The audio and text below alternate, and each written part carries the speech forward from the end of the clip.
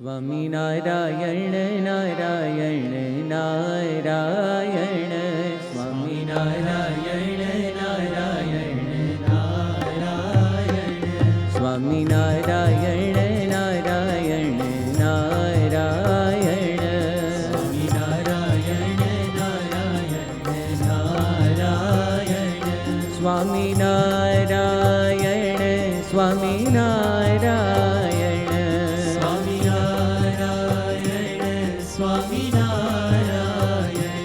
स्वामी नारायण, स्वामी नारायण स्वामी नारायण, स्वामी नारायण नारायण नारायण, स्वामी नारायण नारायण नारायण, स्वामी नारायण नारायण नारायण, स्वामी नारायण नारायण नारायण,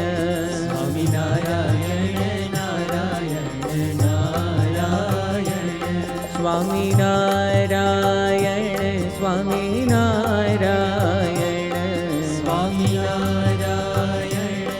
स्वामी नारायण, स्वामी नारायण स्वामी नारायण, स्वामी नारायण स्वामी नारायण, स्वामी नारायण नारायण नारायण, स्वामी नारायण नारायण नारायण, स्वामी नारायण नारायण नारायण, स्वामी नारायण नारायण नारायण, स्वामी नारायण नारायण नारायण, स्वामी नारायण नारायण नारायण, स्वामी नारायण नारायण नारायण,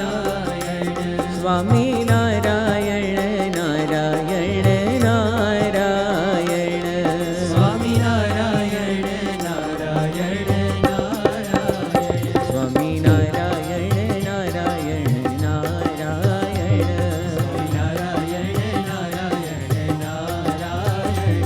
स्वामी नारायण नारायण नारायण, स्वामी नारायण नारायण नारायण,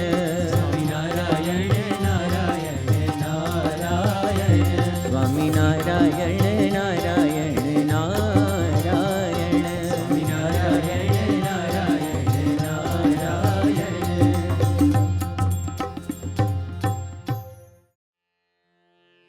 अथ पारायण पूजन विधिः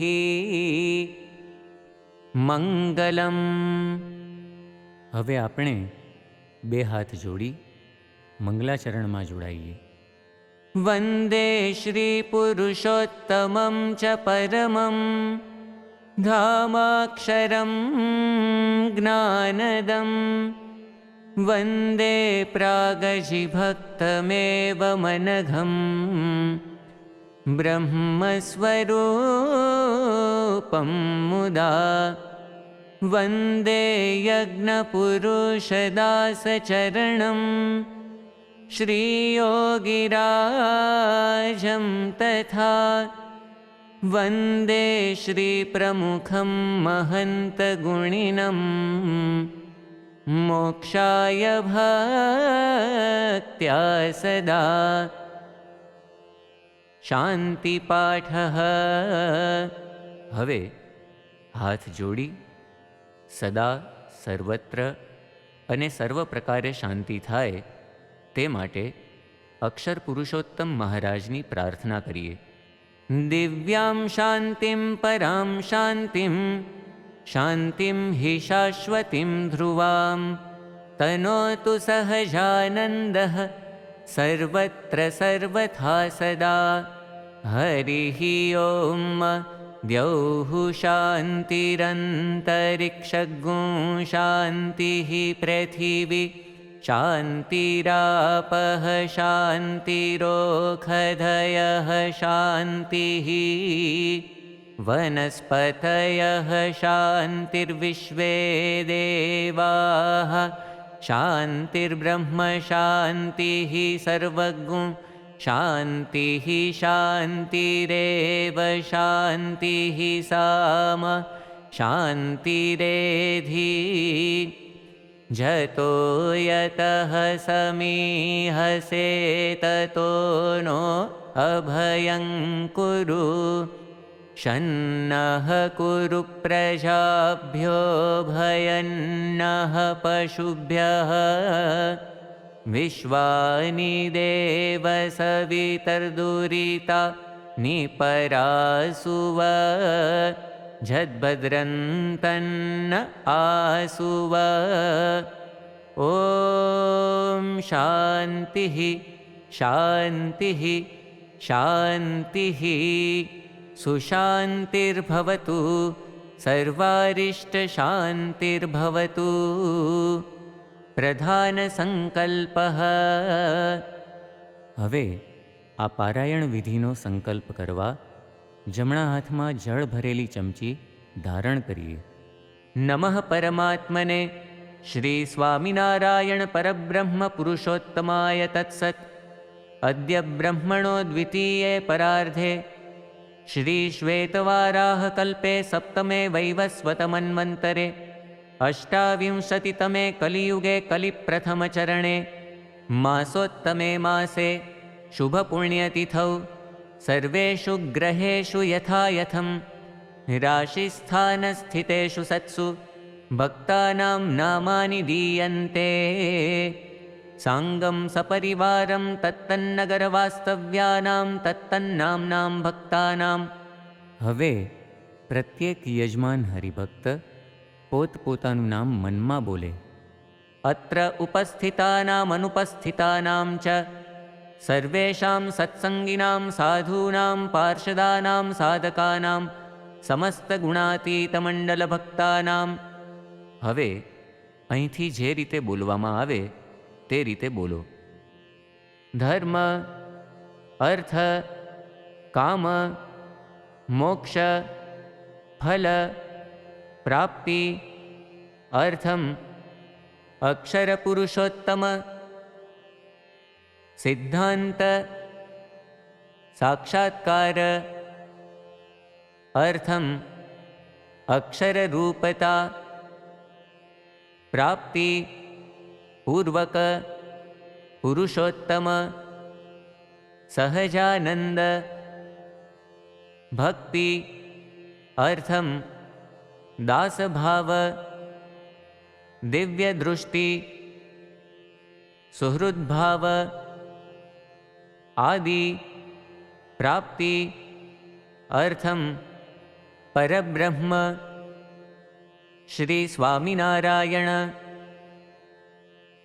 गुरुहरि श्री प्रमुख स्वामी महाराज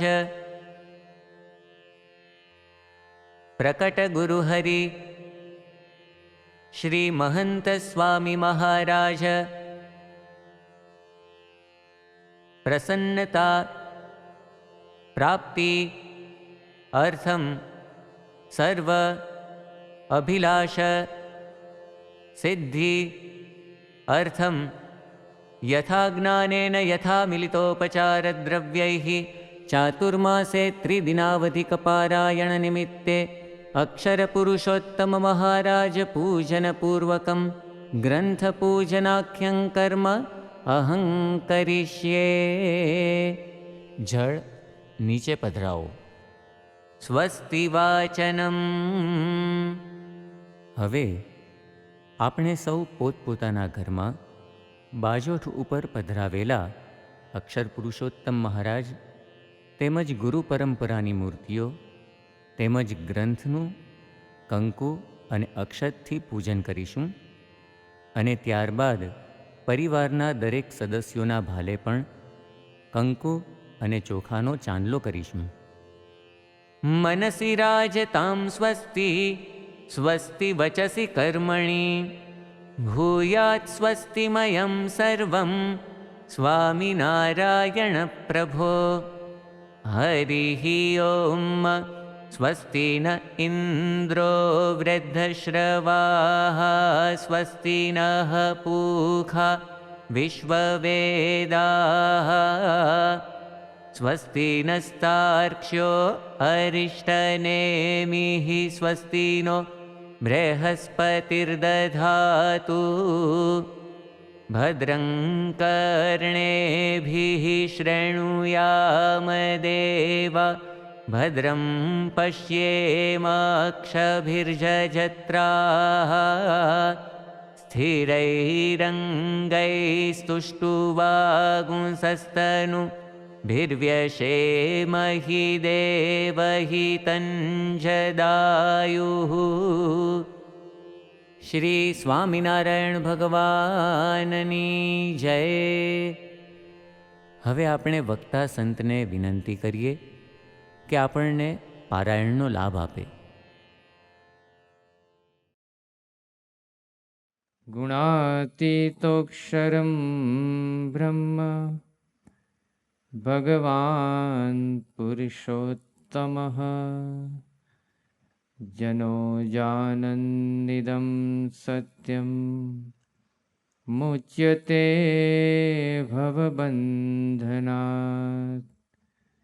શ્રી સ્વામિનારાયણ ભગવાનની જય.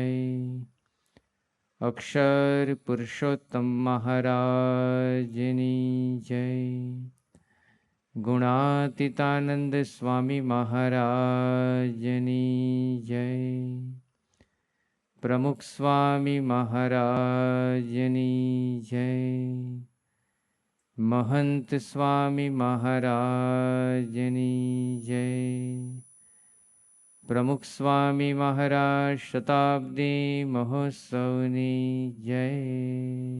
વચનામૃત એક વૈશ્વિક ગ્રંથ છે જે વિશ્વમાં સૌ કોઈ માટે કોઈ પણ સમય માટે ઉદ્ભવતી સમસ્યાઓનું ચિરંતન સમાધાન આપે છે. માત્ર સમસ્યાઓનું સમાધાન નહીં, પણ જીવનમાં સાર્થકતાની અનુભૂતિ કરાવે એવો દિવ્ય અને અલૌકિક ગ્રંથ છે. આ વચનામૃત ગ્રંથ આધારિત છેલ્લા 2 દિવસથી આપણે વચનામૃત ગઢડા મધ્ય પ્રકરણના 60ને આધારે વિક્ષેપ ટાળ્યાનું એ શીર્ષક હેઠળ ભગવાન સ્વામિનારાયણના અમૃત વચનોને સમજી રહ્યા છીએ. આજે 3જા દિવસે ભગવાન સ્વામિનારાયણે વિક્ષેપ ટાળવા માટે આપેલા 3જા અનુસંધાનની વિશેષ વાતો સમજીશું. સમસ્યા. વિશ્વના કોઈ પણ વ્યક્તિને આ સમસ્યાઓ અડે છે અને નડે છે. પછી એ નોકરથી નેતા સુધી હોય, દરેકને કાંઈ ને કાંઈ પ્રશ્નો સતાવે છે. મજૂરથી માલેતુજાર સુધી હોય, દરેક વર્ગ સુધીની એ સમસ્યાઓ છે. ચિત્રે હાલથી ચમરબંધ સુધીના કેમ ન હોય, પણ દરેકને આ વિક્ષેપ કોઈને કોઈ રીતે આવે છે. મુક્તાનંદ સ્વામી ભગવાન સ્વામિનારાયણને પ્રશ્ન પૂછે છે કે હે મહારાજ, ભગવાનના ભક્તને એવી કેવી સમજણ આ વિક્ષેપમાં રહે કે જેથી અંતરે સુખ રહે. વિક્ષેપ આવે એ વાસ્તવિકતા છે, પરંતુ એવી કેવી સમજણ જે આપણને વિક્ષેપોની વચ્ચે પણ સ્થિરતા આપે, માત્ર સ્થિરતા નહીં, સુખ અને આનંદ આપે. મુક્તાનંદ સ્વામી દ્વારા પૂછાયેલા આ પ્રશ્નના ઉત્તરમાં ભગવાન સ્વામિનારાયણ 3 અનુસંધાનની વાત કરે છે. પહેલું અનુસંધાન પોતાના દેહથી નોખો જે પોતાનો આત્મા, તેનું નિરંતર અનુસંધાન. બીજી વાત કરતા ભગવાન સ્વામિનારાયણે કીધું માયિક એવા જે પદાર્થ માત્ર, તેનું નાશવંતપણાનું અનુસંધાન. આ 2 અનુસંધાન વિષયક આપણે 2 દિવસ દરમિયાન એનું શ્રવણ કર્યું. હવે ભગવાન સ્વામિનારાયણ ત્રીજા અનુસંધાનની વાત કરતા કહે છે, ભગવાનના મહાત્મ્ય જ્ઞાનનું અનુસંધાન. ભગવાનના મહાત્મ્ય જ્ઞાનની કહેતા આપણને જે ઈષ્ટદેવ મળ્યા છે અને એ ઈષ્ટદેવના અખંડ ધારક પ્રગટ ગુણાતીત સંતની જે પ્રાપ્તિ થઈ છે, એના જ્ઞાનનું જેટલું અનુસંધાન રહેશે એટલા આપણે અનંત વિક્ષેપોની વચ્ચે સ્થિર રહી શકીશું. માત્ર સ્થિર નહીં, આનંદથી જીવી શકીશું. આજે સમસ્યા, વિક્ષેપ, પ્રશ્નો, મૂંઝવણ એ વર્ષોથી ચાલ્યા આવે છે. જ્યારથી પૃથ્વીની ઉત્પત્તિ થઈ ત્યારથી આજ દિન સુધી વિશ્વમાં દરેક સદીમાં દરેક માનવીને કોઈને કોઈ સમસ્યા એ નડતી જ રહી છે. ઉપનિષદ કાળમાં જોઈએ ત્યારે પણ એ કંઈક અંતરમાં એવી અશાંતિ અથવા તો અપૂર્ણતા એનો અનુભવ થાય છે. છાંદોગ્ય ઉપનિષદમાં 7મા અધ્યાયમાં નારદજી અને સનતકુમાર વચ્ચેનો સંવાદ આવે છે. નારદજી સનતકુમાર પાસે જાય છે અને ભગવાનને વિનંતી કરે છે, સનતકુમારને, કે ભગવો અધ્યેયમી, મને આપ હવે અધ્યયન કરાવો. નારદજી સનતકુમાર પાસે પોતાની રજૂઆત કરે છે. એમાં પોતે કેટલું ભણીને આવ્યા છે એનું લિસ્ટ રજૂ કરે છે. અને આટલી ઉચ્ચ ડિગ્રી, આટલું અધ્યયન, આટલી વિદ્યામાં પારંગતતા, પણ છતાં નારદજી સનતકુમાર પાસે કહે છે કે ભગવો અહમ શોચામી, કે હું શોકમાં છું. તમ મામ શોકસ્ય પારમ તારયતુ, તમે મને આ શોકમાંથી બહાર લાવો. હવે નારદજી જે ભણીને આવ્યા છે, જે વિદ્યાનું લિસ્ટ જણાવે છે, એ પ્રમાણે જોઈએ તો આપણને લાગે કે એમને કોઈ વિદ્યા બાકી રાખી નથી. બધી જ વિદ્યામાં એમની પારંગતતા છે. કોઈ જ જ્ઞાન એમને બાકી રાખ્યું નથી. અને છતાં આટલી બધી લૌકિક વિદ્યાનું જ્ઞાન હોવા છતાં એ રજૂઆત શું કરે છે? અહમ શોચામી. અંતરમાં અપૂર્ણતા છે, કંઈક અસંતોષ છે, કંઈક અંતરમાં ખૂટે છે, કંઈક ખાલીપાની અનુભૂતિ થાય છે. અને આ અનુભૂતિ દૂર કરવા એ સનતકુમારને વિનંતી કરે છે. જે પ્રશ્ન ઉપનિષદ કાળમાં નારદજીનો છે, એવો જ કોઈને કોઈ પ્રશ્ન અસંતોષનો, અતૃપ્તિનો, અજંપાનો, અશાંતિનો, ખાલીપાનો, અધૂરપનો એ દરેક યુગમાં, દરેક સદીમાં આપણને જોવા મળે છે. કિંગ સોલોમનની વાત બાઇબલમાં આવે છે. આ કિંગ સોલોમન ઈસવીસન પૂર્વે 981 થી લગભગ 921 સુધી થઈ ગયા. એટલે કે આજથી લગભગ 3000 વર્ષ પહેલાં એ પોતે રાજા તરીકે રાજ કરતા હતા. એમની પાસે સંપત્તિમાં કોઈ વાતની ખામી નહોતી. આટલી બધી સંપત્તિ, સત્તાના શિખરે આ કિંગ સોલોમન બેઠા હતા. પણ છતાં આટલી સંપત્તિ, સત્તા, અધિકાર ભોગવ્યા પછી કિંગ સોલોમન કહે છે કે મેં મારા જીવનમાં હવામાં માત્ર બાચકા ભર્યા છે.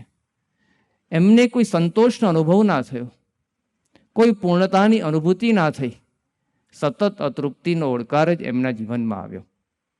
જે પરિસ્થિતિ ઉપનિષદ કાળમાં નારદજીની હતી, એવી જ પરિસ્થિતિ કિંગ સોલોમનની પણ દેખાય છે. આથી 400-450 વર્ષ પહેલાં ભારતમાં મોગલ વંશમાં ઔરંગઝેબ નામના રાજા થઈ ગયા. જે 18 જેટલા રાજાઓ મોગલ વંશમાં થયા, એમાં ઔરંગઝેબે સૌથી વધારે રાજ કર્યું એવું કહી શકાય છે. આટલા વર્ષો સુધી રાજ કર્યા પછી એ ઔરંગઝેબ જીવનના અંતે, જીવનની ડિસેમ્બરે કેવા ઉદ્ગારો કાઢે છે, સારી જિંદગાની ફિઝુલ ગઈ. કહેતા મારી આખી જિંદગી નકામી ગઈ.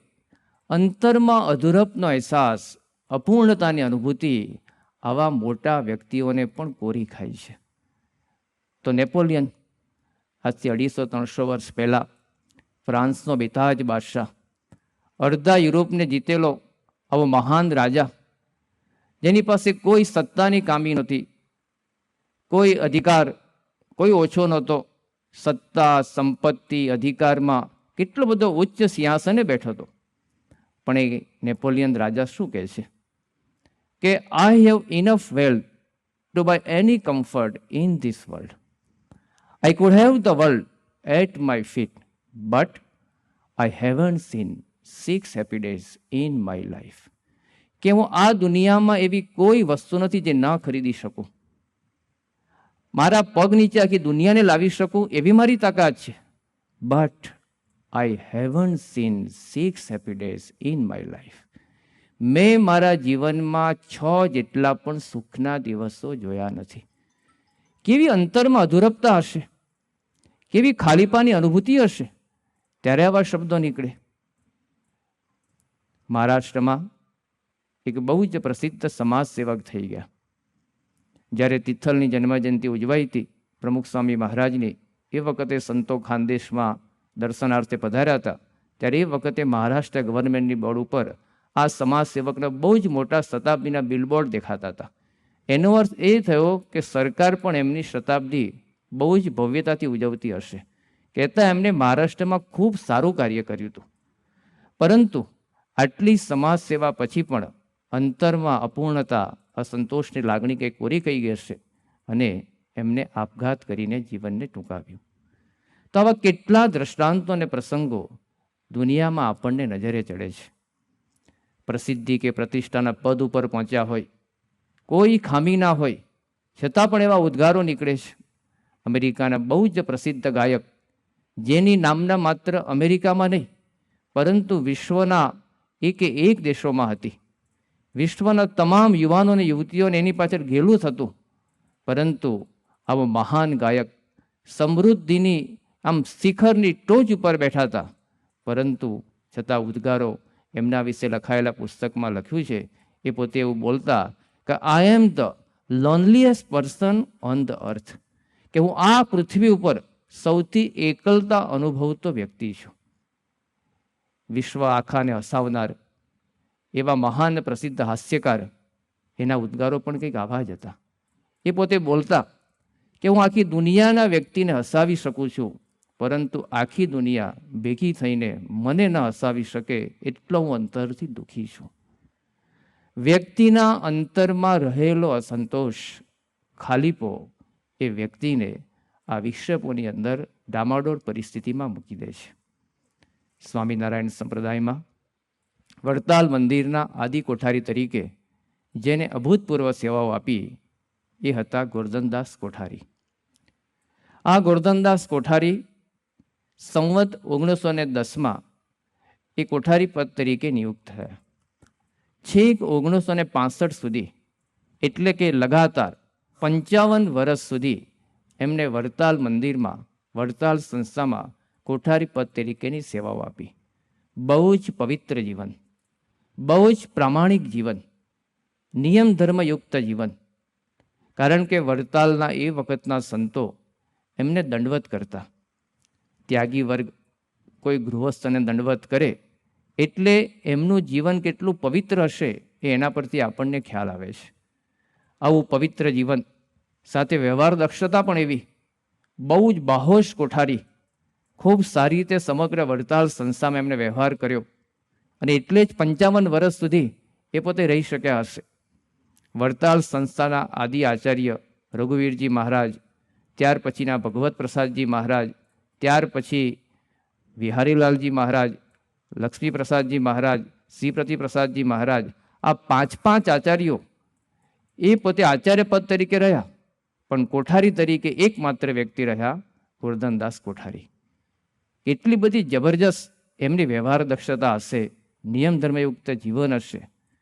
પણ એકવાર એવું બન્યું કે આ ગોરધનદાસ કોઠારી વડતાલના સભા મંડપમાંથી પસાર થતા હતા અને સામે સભા મંડપના એક ખૂણે ભગતજી મહારાજ 4-5 હરિભક્તો સાથે બેસીને કથા વાર્તા કરતા હતા. એમાં જે બ્રહ્માનંદની છોડો ઉડતી હતી, જે આનંદની અનુભૂતિ એ લોકો કરતા હતા, ગોરધનદાસ કોઠારી થોડીક ક્ષણો માટે ત્યાં થંભી ગયા. નજીક આવ્યા, ભગતજી મહારાજ પાસે રજૂઆત કરી કે ભગતજી મહારાજ, તમે પણ શ્રીજી મહારાજનું ભજન કરો છો અને હું પણ શ્રીજી મહારાજનું ભજન કરું છું. તમે પણ એમની માળા ફેરવો છો, હું પણ શ્રીજી મહારાજની માળા ફેરવું છું. તમે પણ જેમ આ સત્સંગની સેવા માટે ભેખ લઈને બેઠા છો, એમ મેં પણ આ સત્સંગની સેવા માટે ભેખ લઈને મારા કુટુંબ કબીલાનો ત્યાગ કરીને બેઠો છું.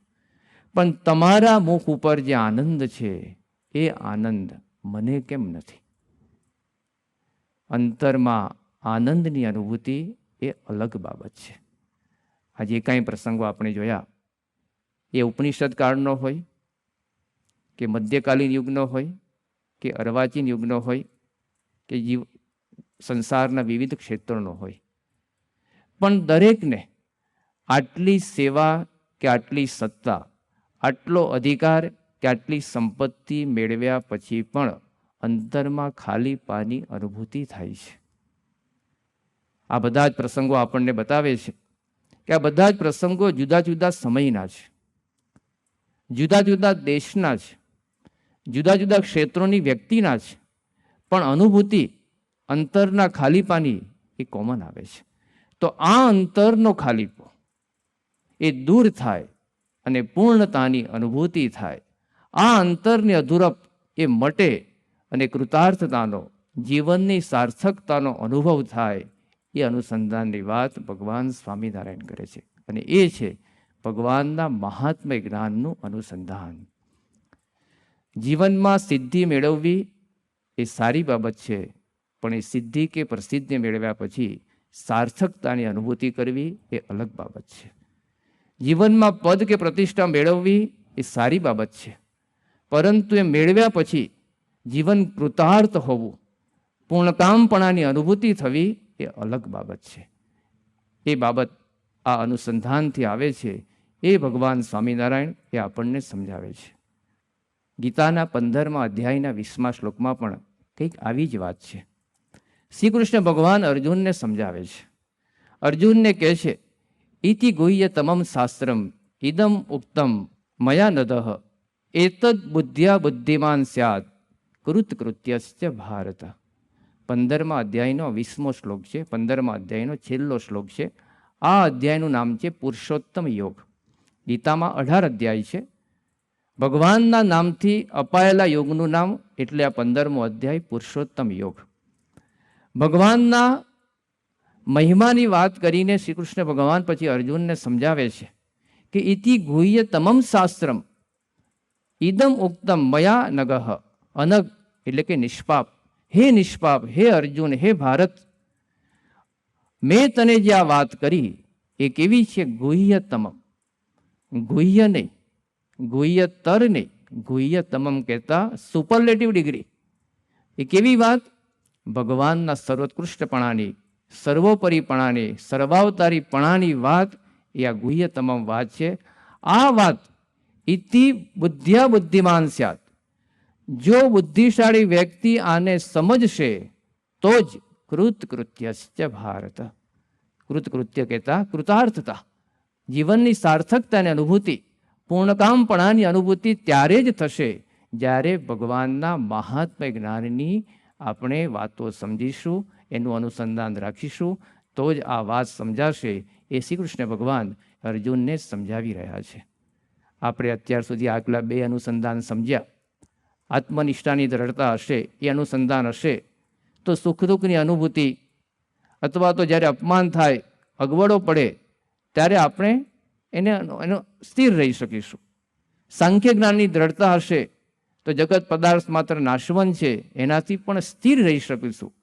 પણ માત્ર સ્થિરતા નહીં, એનાથી આગળ જવું છે ભગવાનના અલૌકિક આનંદની અનુભૂતિ, અંતરમાં અખંડ આનંદ, પરમાનંદની અનુભૂતિ.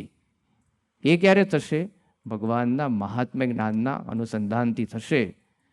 જીવનમાં પ્રશ્નો તો છે, સમસ્યા તો આવે જ છે, વિક્ષેપ આવે છે, સંસારની વાસ્તવિકતાને લાક્ષણિકતા છે. તો આ પ્રશ્નો સામે આપણે એનું મહત્વ ઓછું આપીએ અને ભગવાનના મહાત્મ્ય જ્ઞાનનું અનુસંધાન રાખીએ તો આવી અનુભૂતિ કરી શકીએ. આપણે શું કર્યું? આપણે આપણા પ્રશ્નોને વધારે મહત્વ આપીએ છીએ અને આ ભગવાનના જ્ઞાનને, પ્રાપ્તિના વિચારને ઓછું મહત્ત્વ આપીએ છીએ. આપણે આપણી પર્સનલ લાઈફને વધારે મહત્ત્વ આપ્યું, આ પ્રાપ્તિના વિચારને ઓછું મહત્ત્વ આપ્યું. આપણે આપણી પ્રવૃત્તિને વધારે પ્રાધાન્ય આપ્યું, આ ભગવાનની પ્રાપ્તિના વિચારને ઓછું પ્રાધાન્ય આપ્યું. એટલે આપણને જે પરમાનંદની અનુભૂતિ થવી જોઈએ, વિક્ષેપોની વચ્ચે પણ, અનંત પ્રશ્નોની વચ્ચે પણ એ અનુભૂતિ થઈ શકતી નથી. જુઓ ભગવાન સ્વામિનારાયણના સંતોમાં, એ પરમહંસોમાં પ્રશ્નો તો એમના જીવનમાં પણ કેવા આવ્યા. એ નિષ્કુળાનંદ સ્વામી જ્યારે સાધુ થયા એ પૂર્વે એમના પૂર્વાશ્રમના જીવનમાં ખૂબ સારી સવલતો હતી, ગામમાં પણ સારી પ્રતિષ્ઠા હતી. સાધુ થયા પછી તો કેટલા બધા દુઃખો એમના જીવનમાં આવ્યા. કારણ કે જે તે ગામમાં જાય ત્યાં ગામવાળા તિરસ્કાર કરે, અપમાન કરે. જોડી માગવા જાય તો જોડીમાં જે કંઈ ભેગું થયેલું અનાજ હોય એને નાખી દે. અને જ્યારે દર્શન કરવા માટે ગઢડા આવે ભગવાન સ્વામિનારાયણના, ત્યારે પણ એ ગઢડામાં કોઈ સંતો માટે વિશેષ સગવડો કે સુવિધા નહોતી. એ વખતે કોઈ સંત આશ્રમની વિશેષ વ્યવસ્થા નહોતી. એ ગેલા કાંઠે પડ્યા રહેવાનું, પથરાળ ભૂમિ. ભગવાન સ્વામિનારાયણ એ વખતે સંતોને ગાદલું કે ઓશીકો કે ચાદર પણ નહોતા આપી શકતા. એ પરિસ્થિતિ જમાનો એવો હતો, કોઈ સુવિધા ને કોઈ સગવડ નહીં. સામાન્ય માણસને પણ જે પ્રાથમિક જરૂરિયાતની જરૂર પડે એવી કોઈ જરૂરિયાત, કોઈ સગવડ આ પરમહંસો પાસે નહોતી. એમને કેવા પદો લખ્યા છે. ભાગ્ય જાગ્યારે આજ જાણવા કોટી થયા કલ્યાણ. એ ભગવાન સ્વામિનારાયણ, તમારી પ્રાપ્તિ થઈ છે ને, તો અમને તો કોટી કોટી કલ્યાણની અનુભૂતિ થઈ છે. 11 કડીનું અદ્ભુત આ પદ નિષ્કુળાનંદ સ્વામી એમાં જણાવે છે. રાંકપણું તો રહ્યું નહીં, કોઈમાં કહેશો કંગાલ, નિર્ધનિયા તો અમે નથી, મહા મળ્યો છે માલ. કે અમારું રાંકપણું રહ્યું જ નથી. હવે આપણે બાહ્ય દ્રષ્ટિએ જોઈએ, સ્થૂળ દ્રષ્ટિએ જોઈએ તો એમના જીવનમાં ખાવાની સગવડ નથી, સુવાની સગવડ નથી, રહેવાની સગવડ નથી, પ્રાથમિક જરૂરિયાતોનો તદ્દન અભાવ છે. છતાંય પોતાની જાતને મહા મળ્યો છે માલ. મોટા લખપતિ, કરોડોપતિને પણ જે માલ ન મળ્યો હોય એવા માલ મળ્યાની અનુભૂતિ આ શબ્દોમાં ડોકાય છે. નિષ્કુળાનંદ સ્વામી આવા એક નહીં, 2000થી વધારે ભક્તિપદો બનાવ્યા છે. આ બધા જ પદોમાં એમની આવી આનંદની અનુભૂતિના શબ્દો છે. પ્રાપ્તિનો લલકાર છે, પ્રતીતિનો રણકાર છે. એ જ મસ્તી, એ જ કેફ, એ જ આનંદ એક એક પદોની અંદર અનુભવાય છે. સહજાનંદ સિંધુ નામના એમને 4 પદો બનાવ્યા છે. અદ્ભુત પદો છે. અને કેવા અદ્ભુત પદોની અંદર એ કડીઓ નિષ્કુળાનંદ સ્વામી પોતે લખે છે. નિષ્કુળાનંદ સ્વામી લખતા લખે છે, કણ કણ કાજે રે જણ જણ જાખતા રે, રહેતા રહેતા આઠે પોર જે આધીન, રહેતા રહેતા આઠે પોર જે આધીન, તેને દઈ સોંપી રે સદા વ્રત સુખડી રે. ભાંગી ભાંગી ભૂખ થયું સુખ ચેન, ભાંગી ભાંગી ભૂખ થયું સુખ ચેન, સહજાનંદ સિંધુ રે દયાળુ દયા તણા રે. આ 4 પદોમાં અદ્ભુત પ્રાપ્તિનો લલકાર અને રણકાર ઝળકે છે. પ્રશ્નો તો હતા, પણ એ પ્રશ્નોની સામે એમને ના જોયું. 2000થી વધારે ભક્તિપદોમાં એક પણ જગ્યાએ એમને પડેલા દુઃખનો ઉલ્લેખ નથી. નિષ્કુળાનંદ સ્વામીએ 23 જેટલા ગ્રંથો પણ રચેલા છે. એ ગ્રંથોમાં પણ ક્યાંય અમને આવું દુઃખ પડ્યું હતું, અમને આવી તકલીફો પડતી હતી, અમે ભગવાન સ્વામિનારાયણનું ભજન કરતા તો આવી મુસીબતો આવતી હતી, ક્યાંય એક શબ્દ પણ દેખાતો નથી. સદા આનંદના ઉદ્ગારો, અલમસ્તાઈના પદો, મસ્તીની અનુભૂતિ જ સતત ડોકાય છે. મુક્તાનંદ સ્વામી મહારાજના અગ્રગણ્ય પરમહંસ, સમગ્ર સ્વામિનારાયણ સંપ્રદાયની એ સમયમાં મા સમાન સંત, ભગવાન સ્વામિનારાયણ કરતાં પણ ઉંમરમાં વડીલ. એમને આજીવન ક્ષય રોગ હતો, જેને આજે આપણે ટીબી કહીએ છીએ. એ જમાનામાં આ ક્ષય રોગ, ટીબી એ અસાધ્ય રોગ હતો. મુક્તાનંદ સ્વામીને જિંદગી સુધી આ ક્ષય રોગની દવાઓ ચાલતી હતી, પણ એક પણ વખત મુક્તાનંદ સ્વામીએ ભગવાન સ્વામિનારાયણને પોતાના દુઃખની ફરિયાદ નથી કરી કે હે મહારાજ, અમે તમારું ભજન કરીએ છીએ, એ ભજન સારી રીતે થાય એટલે દુઃખ તો ટાળો. અમે તમારા માટે ગામોગામ વિચરણ કરીએ છીએ, તો વિચરણ સારી રીતે થાય, આ દુઃખમાંથી થોડીક તો રાહત આપો. આવી એક પણ પ્રાર્થના કે એક પણ રજૂઆત મુક્તાનંદ સ્વામીએ ક્યાંય કોઈ દિવસ ભગવાન સ્વામિનારાયણને કરી નથી. અને સામે કેવા પદો! મુક્તાનંદ સ્વામીએ પણ 4000થી વધારે ભક્તિપદો લખ્યા છે. આવા દૈહિક દુઃખો હતા, કેટલા બધા એ વખતના વિક્ષેપો પણ એમને આવતા હતા, પણ છતાં મુક્તાનંદ સ્વામીના આનંદની અનુભૂતિ. આજ અમૃત તણા મેહુલા વરસ્યા, ભવતણી ભાવટ આજ ભાંગી, મુક્તાનંદ અધિક સુખ ઉપજ્યો, શ્યામ સંગ સાથે દ્રઢ લગ્ની લાગી. હે ભગવાન સ્વામિનારાયણ, તમારી પ્રાપ્તિ થઈ, તમે મળી ગયા, આજ અમૃતના મેહુલા વરસ્યા. હવે એક ટંક ખાવાના પણ સાસા હતા, ત્યાં અમૃતના મેહુલાની વાત ક્યાંથી આવે? પણ કેવી અંતરમાં આનંદની અનુભૂતિ હશે ભગવાનના મહાત્મય જ્ઞાનના અનુસંધાનથી, એ આ શબ્દોમાં આપણને દેખાય છે. આ પદો એ બુદ્ધિની કલ્પનાથી નથી આવેલા, વિચારથી નથી આવેલા, એમને જે અનુભૂતિ હતી, અંતરમાં જે આનંદ ઉભરાતો હતો, અંતરથી જે આનંદ છલકાતો હતો, એ શબ્દો દ્વારા વ્યક્ત થઈ ગયો. બ્રહ્માનંદ સ્વામી, બ્રહ્માનંદ સ્વામીનું પૂર્વજીવન જોઈએ તો બહુ જ સમૃદ્ધ જીવન જીવતા હતા. એમને એ સમયના રાજ રજવાડાના જે શાહી સન્માન મળ્યા હતા, એમને એ જમાનામાં જે સંપત્તિ એ પ્રાપ્ત થઈ હતી, કેટલી બધી રોકડ રકમ, સોના ચાંદીના કેટલાય આમ ટનબંધ કહી શકાય એટલી બધી સંપત્તિ, અને સાથે સાથે 25થી પણ વધારે સેવકો પોતાની સાથે ફરતા. જે કોઈ રજવાડામાં જાય, રાજા પાસે જાય, એ રાજાને રીઝવે અને રાજા એમના પર ઓવારી જાય, એવી અદ્ભુત એમની બુદ્ધિ પ્રતિભા, એવી એમની વક્તૃત્વ શક્તિ અને ચારણી શક્તિ હતી. 24થી પણ વધારે વિદ્યામાં પારંગત હતા. હવે આવા વ્યક્તિ સાધુ થાય, પણ સાધુ થયા પછી પ્રશ્નો તો એમને પણ આવ્યા. કારણ કે માન અપમાનના પ્રશ્નો, જે તે ગામમાં જાય તિરસ્કારના પ્રશ્નો. હવે આવા શાહી સન્માન લઈને આવ્યા હોય, આવી અનંત સગવડો અને સુવિધા ભોગવીને આવ્યા હોય, એ વ્યક્તિને એક એક ટંકના ખાવાના સાંસા પડે, પૂરતા વસ્ત્રો પહેરવા મળે નહીં. ખુદ ભગવાન સ્વામિનારાયણ એમની કસોટી કરે. પ્રસંગ બહુ જાણીતો છે. જ્યારે ભગવાન સ્વામિનારાયણે સંતોને ટાટ પહેરવા માટેના નિયમ શરૂ કર્યા, ત્યારે બધાને નિયમ પ્રમાણે આપતા હતા. બ્રહ્માનંદ સ્વામીનું શરીર થોડું સ્થૂળ, એટલે ટાટ એમને આવતું નહોતું. વિનંતી કરી કે થોડુંક વધારે આપો. ભગવાન સ્વામિનારાયણે ના પાડી કે નિયમ પ્રમાણે મળશે. આવા પ્રશ્નો ખુદ ભગવાન કસોટી કરે, પણ અંતરમાં આનંદની અનુભૂતિ. એકવાર વિચરણ કરતાં કરતાં બ્રહ્માનંદ સ્વામી ખાંભડા ગામે પહોંચ્યા. ભગવાન સ્વામિનારાયણ ત્યાં બિરાજમાન હતા.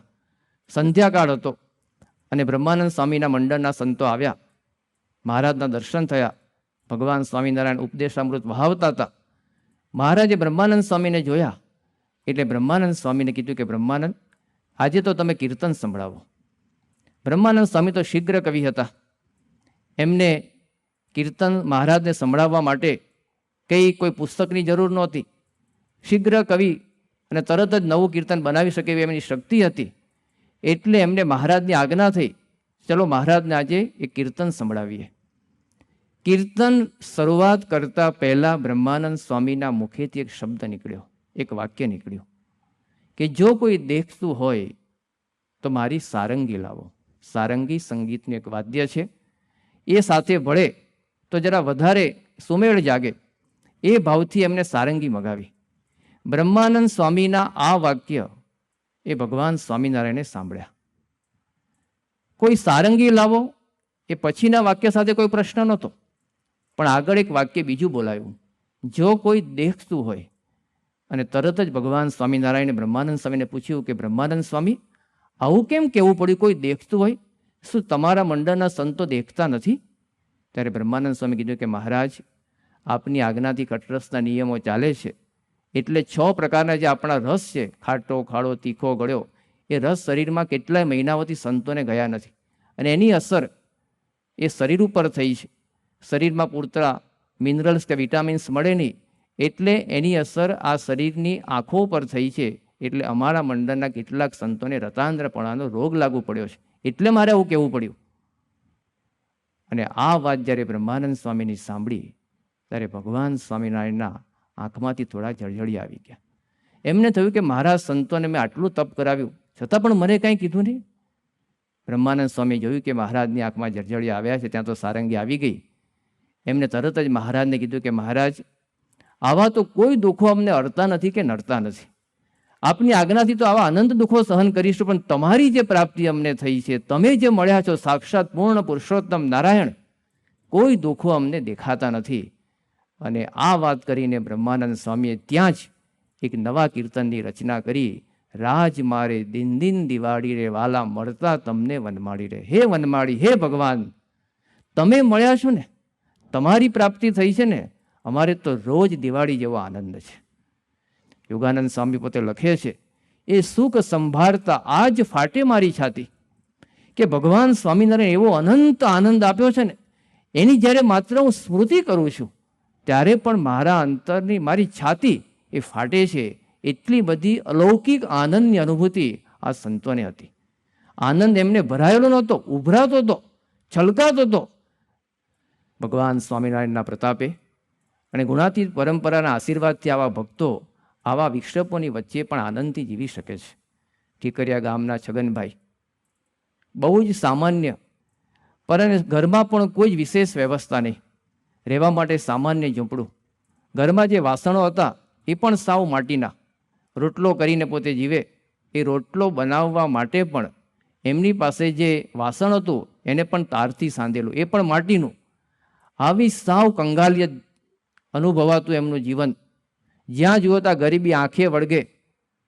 એવી પરિસ્થિતિમાં પણ એ છગનભાઈ અખંડ આનંદથી જીવતા. સંતો એમને ત્યાં જાય, હરિભક્તો એમને ત્યાં જાય ત્યારે કોઈ દિવસ પોતાના દુઃખની ફરિયાદ નહીં. બસ શું ભગવાનની પ્રાપ્તિ થઈ છે, શું આ પ્રગટ ગુણાતી સંતની પ્રાપ્તિ થઈ છે, એની જ વાતો.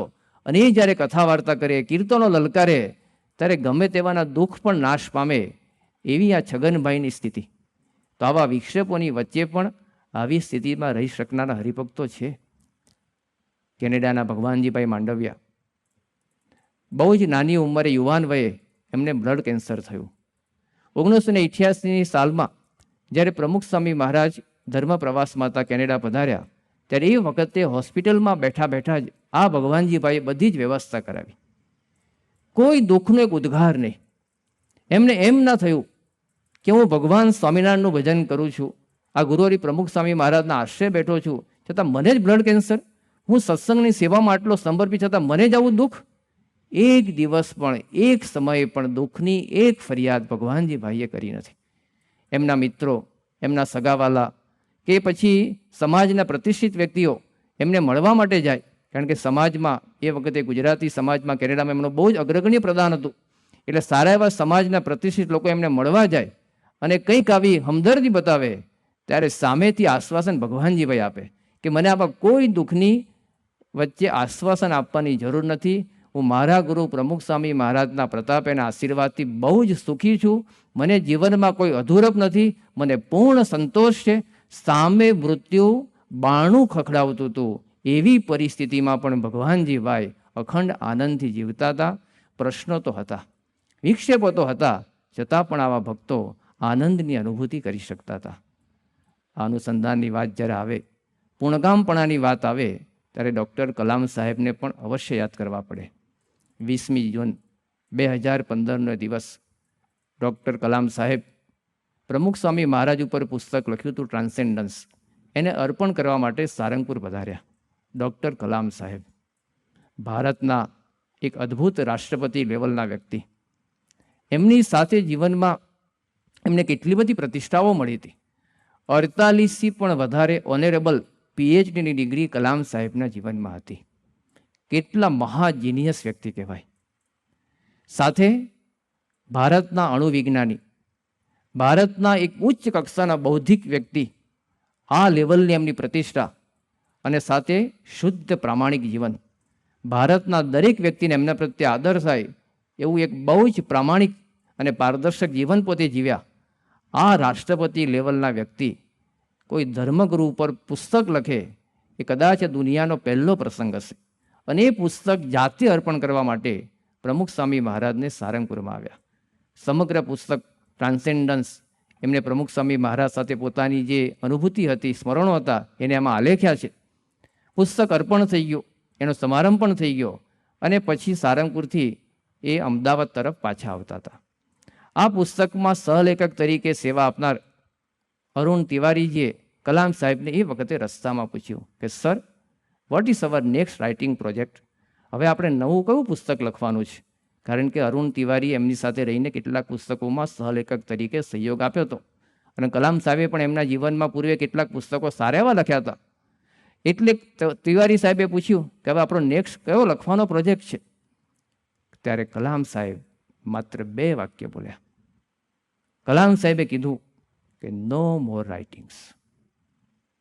આગળ કીધું, whatever has been written, I have written it. હવે મારે કોઈ જ વધારે લખવાનું રહ્યું નથી. મારે જે લખવાનું હતું, આ પ્રમુખ સ્વામી મહારાજની અનુભૂતિની વાત મેં પુસ્તકમાં લખી દીધી છે. હવે મને જીવનમાં પૂર્ણ સંતોષ છે. આ વાત એમને ટ્રાન્સેન્ડન્સ પુસ્તકમાં 50મા પાના ઉપર પણ કરી છે કે પ્રમુખ સ્વામી મહારાજે મને ભગવાનની ઓર્બિટમાં મૂકી દીધો છે. હવે મને બીજી કોઈ જ ઈચ્છા નથી. આ પૂર્ણકામપણાની અનુભૂતિ આવા ગુણાતીત સંતના સમાગમથી કલામ સાહેબના જીવનમાં પણ થઈ. આ પૂર્ણકામપણાની પ્રતીતિ આવવી, જીવનમાં સાર્થકતાની અનુભૂતિ થવી એ કોઈ સામાન્ય બાબત નથી. એ ભગવાનના મહાત્મ્ય જ્ઞાનથી આવે છે, એ હકીકત છે. તો પ્રશ્નો તો છે, વિક્ષેપો તો આવે છે, પણ એ વખતે ભગવાનના મહાત્મ્ય જ્ઞાનની અનુભૂતિથી આપણે આવા પ્રશ્નોની વચ્ચે પણ પરમાનંદની અનુભૂતિ કરી શકીએ છીએ. પ્રગટ ગુરુહરિ મહંત સ્વામી મહારાજ બહુ સુંદર રીતે સમજાવે છે કે માની લો કે આપણે એક બહુ જ મોટા ઇન્ડસ્ટ્રીના માલિક છીએ અને એ ઇન્ડસ્ટ્રી આપણી ખૂબ સારી ચાલે છે. આપણી પાસે ખૂબ સારી એની એસેટ છે. 10,000 કરોડથી પણ વધારે એસેટ આપણી પાસે છે. એકવાર બન્યું એવું કે આપણે ઓફિસે જવા માટે નીકળ્યા, ગાડીમાં બેઠા, ગાડીમાં બેસતા જ આપણા ઉપલા કોટના ખિસ્સામાંથી એક રોકડો રૂપિયો નીચે પડ્યો. આપણે લેવા માટે પ્રયત્ન કર્યો, પણ ગબડતો આગળ ગટરમાં જતો રહ્યો અને આપણે દુઃખી થઈ ગયા. ક્યારો રૂપિયો આજે પડી ગયો. ગાડીમાં બેઠા, ડ્રાઈવરે ગાડી ચલાવી, આગળ ઓફિસ સુધી પહોંચી, પણ વિચાર પેલા રૂપિયો પડ્યો એના જ રહ્યા.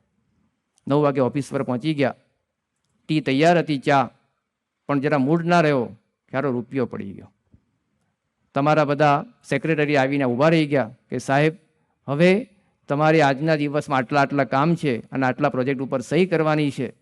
પણ એ વખતે ફાઇલને આપણે ફગાવી દીધી. સેક્રેટરીએ કીધું કે સાહેબ, આ પ્રોજેક્ટ છે એ 500 કરોડનો છે, આ પ્રોજેક્ટ 100 કરોડનો છે, સહી કરવાની છે અને બહુ કન્ફર્મ છે. પણ આપણને રસ ના રહ્યો, પેલા રૂપિયાનો વિચાર આવ્યો કે મારો આજે રૂપિયો પડી ગયો.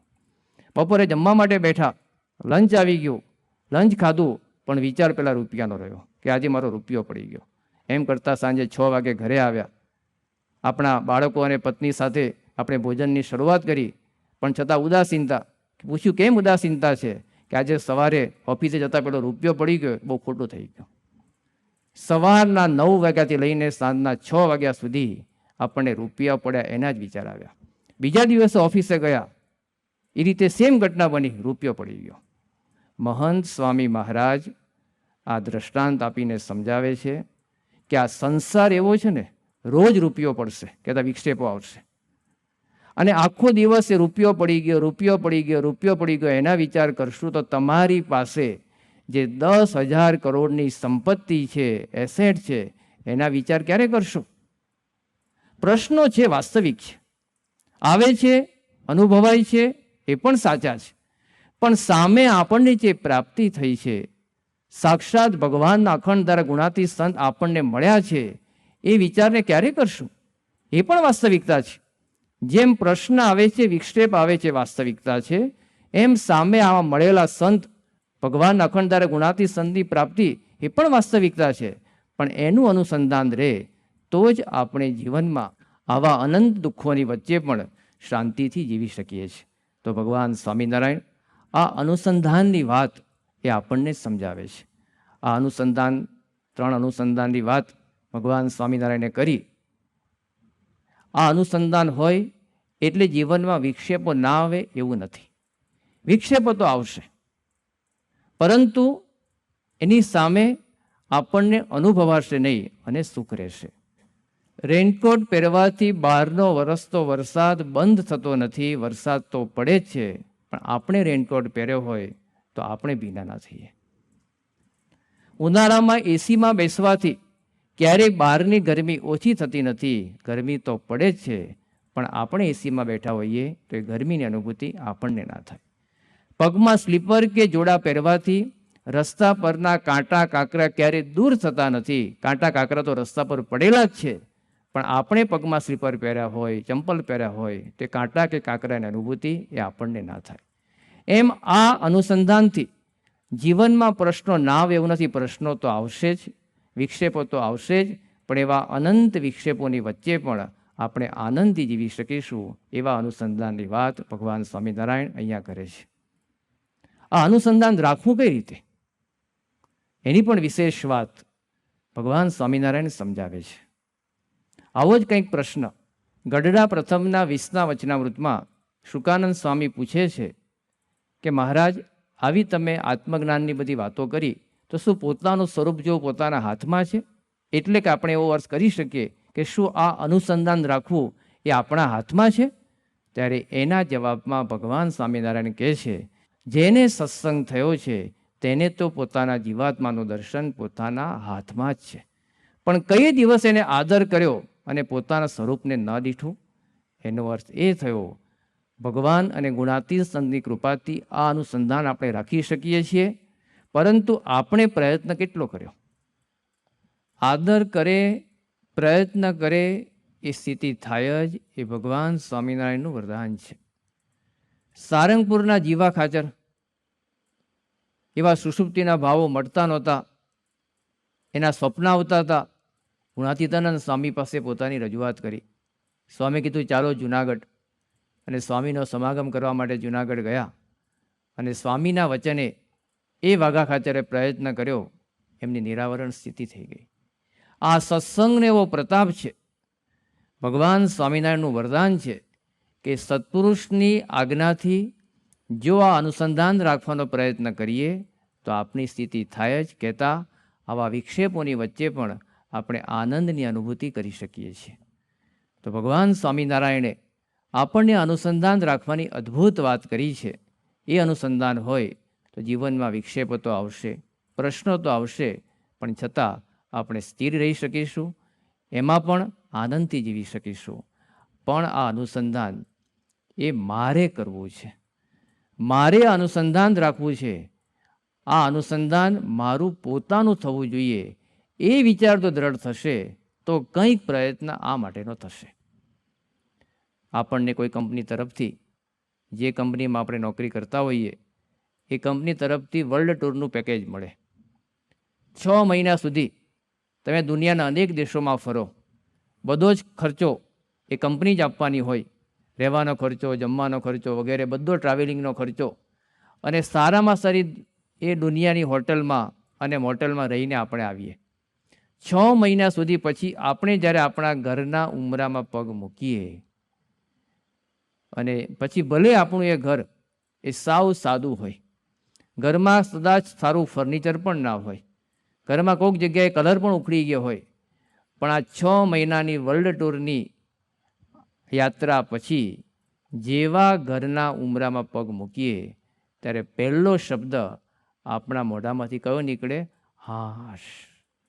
કેમ? ભલે ઘર જેવું તેવું છે. આ ઘરની આગળ હું જે 6 મહિના સુધી હોટલમાં ને મોટલમાં રહીને આવ્યો છું, એ તો બધી આલિશાન હતી, ભવ્ય હતી. એની આગળ તો મારું ઘર બહુ જ સામાન્ય છે, પણ જેવું તેવું તોય ઘર પોતાનું છે. એમ આ અનુસંધાન એનો આટલો અદ્ભુત મહિમા છે, પણ એ અનુસંધાન મારે મારું પોતાનું કરવું છે. આ અનુસંધાન રાખી મારે સત્સંગનું જીવન જીવવું છે. એ જ્યાં સુધી પોતાનો વિચાર, મારું અનુસંધાન છે, એ વિચાર દ્રઢ નહીં થાય ત્યાં સુધી આપણે કોઈ પ્રયત્ન કરી શકીશું નહીં. તો આ અનુસંધાન ભગવાન સ્વામિનારાયણે આપણને સુખી કરવા માટે, વિક્ષેપોની વચ્ચે પણ અનંત આનંદની અનુભૂતિ કરાવવા માટે આપેલા છે. તે આનંદની અનુભૂતિ આ અનુસંધાનથી થાય છે. તો આ અનુસંધાન રાખી આપણે જીવનના અનંત પ્રશ્નોની વચ્ચે, અનંત વિક્ષેપોની વચ્ચે પણ સ્થિરતાથી જીવી શકીએ. જે જીવન આપણને મળ્યું છે એ જીવનમાં પ્રત્યેક પળે આનંદની અનુભૂતિ કરી શકીએ. જે આ સત્સંગના પ્રાણ સમાન પ્રગટ સત્પુરુષની પ્રાપ્તિ આપણને થઈ છે, એમના સાનિધ્યમાં પ્રગટ ગુરુ હરિ મહંત સ્વામી મહારાજના આદેશથી આપણે અનુસંધાન રાખીને અખંડ જીવનના સાર્થકતાની અનુભૂતિ કરી શકીએ. એ જ મહારાજ સ્વામીના ચરણોમાં પ્રાર્થના. શ્રી સ્વામિનારાયણ ભગવાનની. સ્વામિનારાયણ નારાયણ નારાયણ.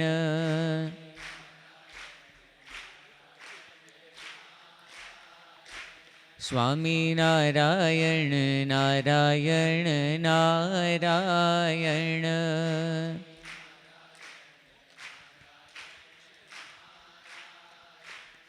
સ્વામિનારાયણ સ્વામિનારાયણ.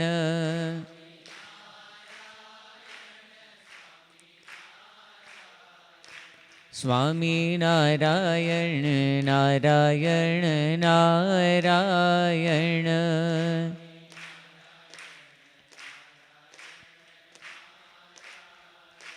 સ્વામિનારાયણ નારાયણ નારાયણ.